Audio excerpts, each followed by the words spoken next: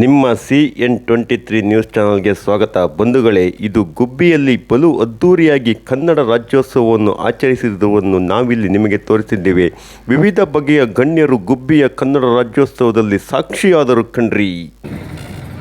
ಕರ್ನಾಟಕ ರಾಜ್ಯದ ಉದಯವಾದರೂ ಕೂಡ ಅದನ್ನು ಅಧಿಕೃತವಾಗಿ ಕರ್ನಾಟಕ ಅಂತ ಹೇಳಿ ಘೋಷಣೆ ಆಗಲಿಲ್ಲ. ಮೈಸೂರು ರಾಜ್ಯ ಅಂತಾನೆ ಅದನ್ನು ಕರೆಯಲಾಗ್ತಾ ಇತ್ತು. 1956 ನವೆಂಬರ್ 1 ಭಾಷಾವಾರು ಪ್ರಾಂತ್ಯಗಳ ರಚನೆಯಾಯಿತು. ಆ ಭಾಷಾವಾರು ಪ್ರಾಂತ್ಯಗಳ ರಚನೆಯಾದಂಥ ಸಂದರ್ಭದಲ್ಲಿ ಕನ್ನಡ ನಾಡಿನ ಉದಯವಾಯಿತು. ಉದಯವಾಗಲಿ ನಮ್ಮ ಚೆಲುವ ಕನ್ನಡ ನಾಡು ಅಂತ ಹೇಳಿ ಹುಯಿಲಗೋಳ ನಾರಾಯಣರಾಯರು ಹಾಡಿದರು. ಹೊಸ ಸಂಚಲನ ಸೃಷ್ಟಿಯಾಯಿತು. ಅದೇ 1973 ನವೆಂಬರ್ 1ನೇ ತಾರೀಕು ಕರ್ನಾಟಕ ಅಂತ ಹೇಳಿ ಅಧಿಕೃತವಾಗಿ ನಾಮಕರಣ ಮಾಡಲಾಯಿತು.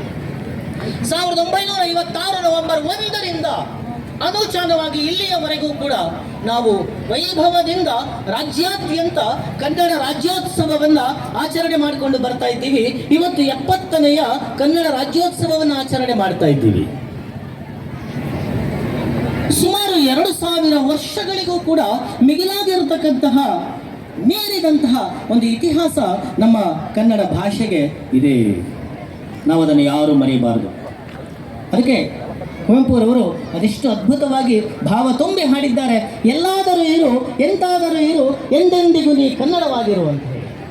ಅದೆಂತಹ ಭಾವನಾ ಶ್ರೀಮಂತಿಕೆಯನ್ನು ಆ ಕವಿಯಲ್ಲಿ ನಾವು ನೋಡ್ತೇವೆ. ಮತ್ತೊಂದು ಹಾಡನ್ನು ನಾನಿಲ್ಲಿ ಜ್ಞಾಪಿಸಿಕೊಳ್ಳುತ್ತೇನೆ.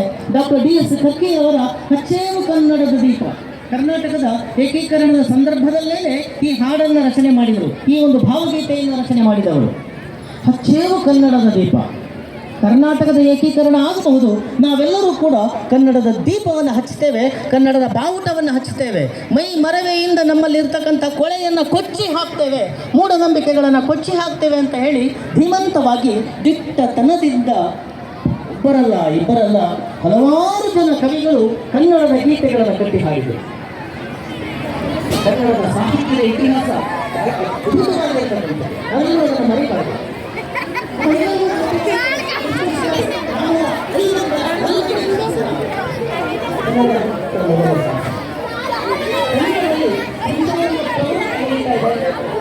ಸಂಶೋಧನೆಗಳನ್ನು ಮಾಡ್ತಾರೆ. ಅದಕ್ಕಿಂತ ಪೂರ್ವದಲ್ಲಿ ಕನ್ನಡ ಭಾಷೆ ಇತ್ತು ಅಂತ